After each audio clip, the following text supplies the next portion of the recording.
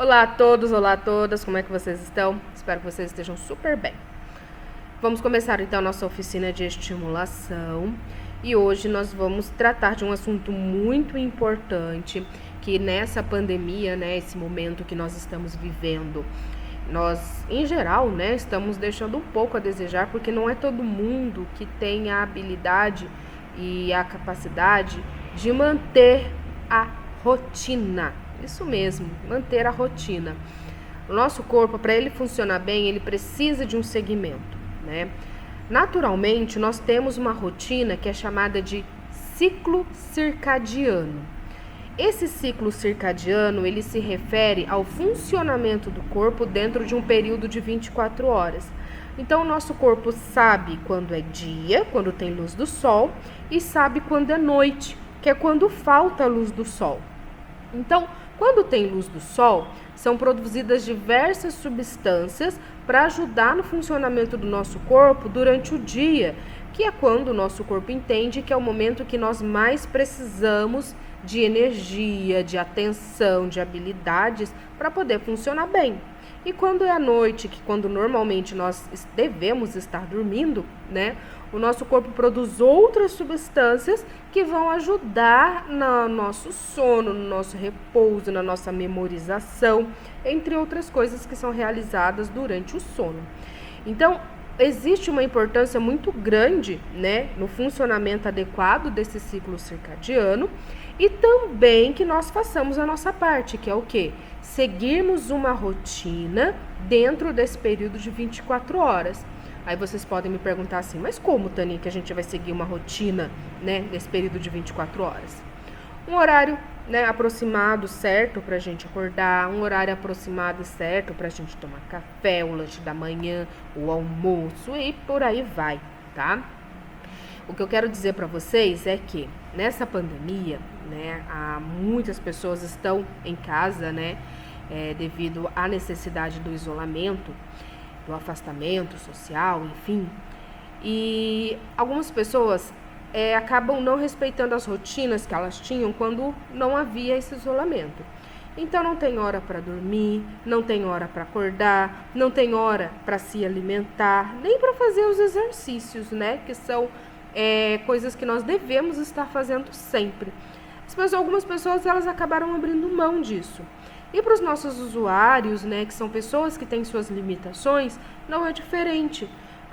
Não tem horário para chegar na holística, não tem por que ele acordar cedo. Não tem horário para ir para a escola, não tem por que acordar cedo. Não tem horário de terapia, então não tem por que acordar cedo. Tudo bem deixar uma vez ou outra dormir até um pouco mais tarde, Mas, em geral, nos outros dias, na maior parte do tempo, tem que haver um critério de seleção de horário para que o nosso usuário, o nosso menino, nossa menina, acorde e que a rotina dele seja o menos afetada possível. Isso também serve para nós que somos os seus cuidadores. Por que eu estou falando isso para vocês? Quando acabar esse momento, quando nós precisarmos voltar, e nós vamos voltar se Deus quiser, o nosso corpo não vai se adaptar adequadamente à rotina, que vai ser uma nova rotina, para manutenção das funções do dia a dia. Então, se a criança antes, se o usuário antes da pandemia, ele costumava acordar às 7 horas da manhã, e agora, nós estamos indo para 1 ano e alguns meses, e completando 1 ano, de isolamento social, de afastamento, ele ficou 1 ano acordando fora do horário. Se mês que vem toda essa situação acabar e a rotina voltar ao que era 1 ano atrás, ele não vai conseguir levantar mais cedo, ele não vai conseguir comer de manhã, ele não vai conseguir nem tomar os remédios de manhã. E remédio é coisa séria. Se o médico passou o horário certo do remédio, o remédio tem que ser tomado dentro daquele horário. Não pode um dia tomar de manhã, outro dia tomar de tarde, outro dia tomar de noite. Tem que seguir a risca, porque existe um pico de funcionamento para a ação do remédio. A mesma coisa no nosso corpo, existe um pico de funcionamento.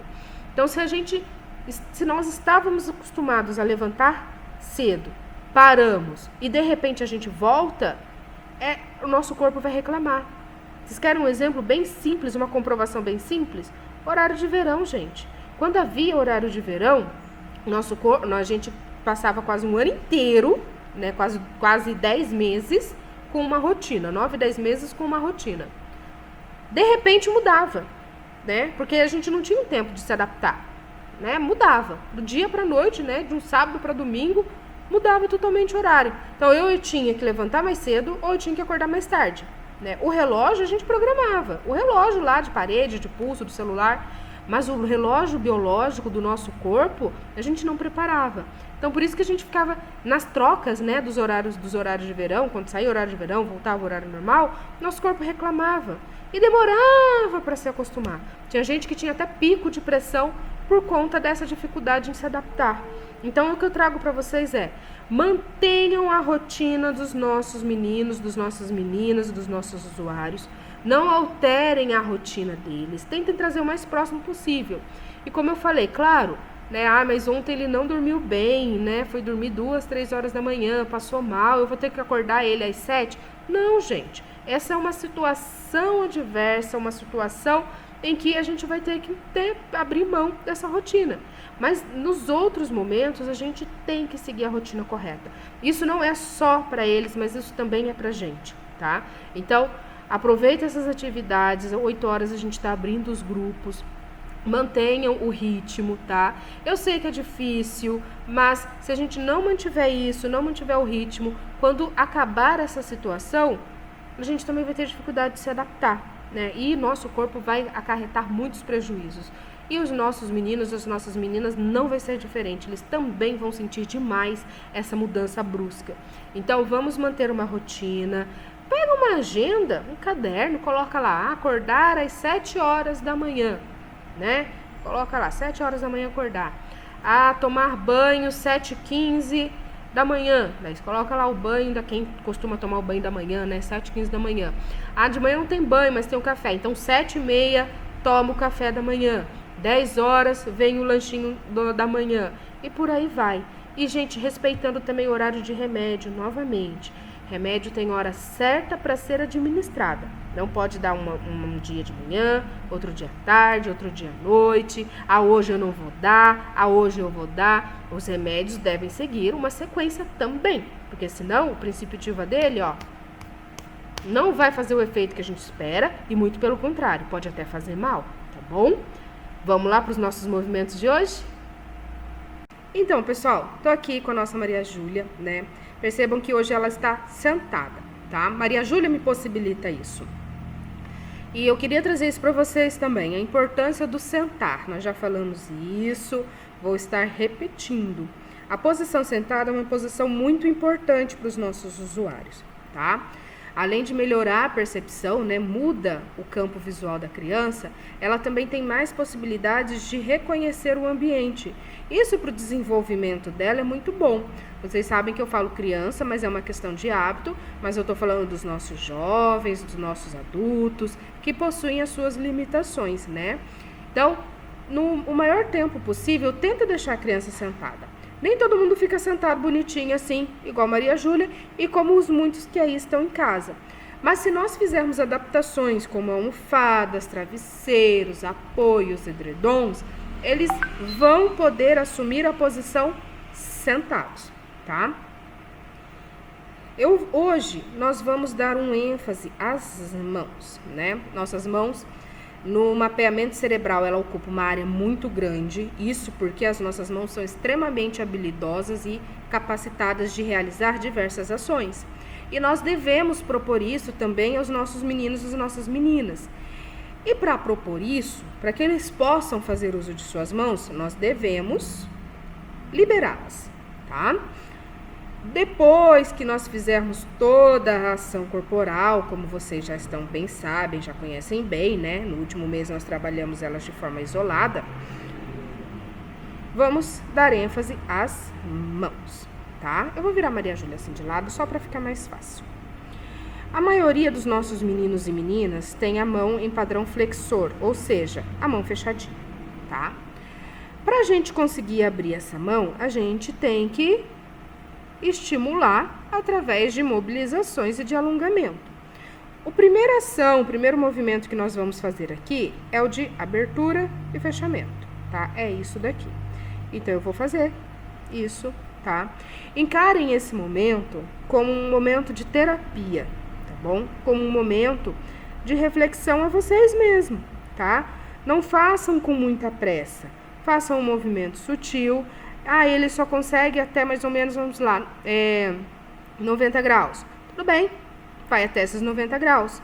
Esse movimento constante, ele tende a aumentar essa amplitude de movimento, até conseguirmos uma mobilização maior, tá? Depois que nós fizermos, Maria Júlia quer fugir, né?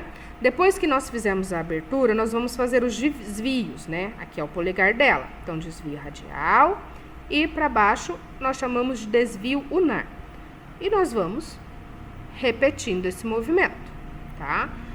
Ela tem uma limitação, mas agora eu consigo abrir mais de tanto repetir, né?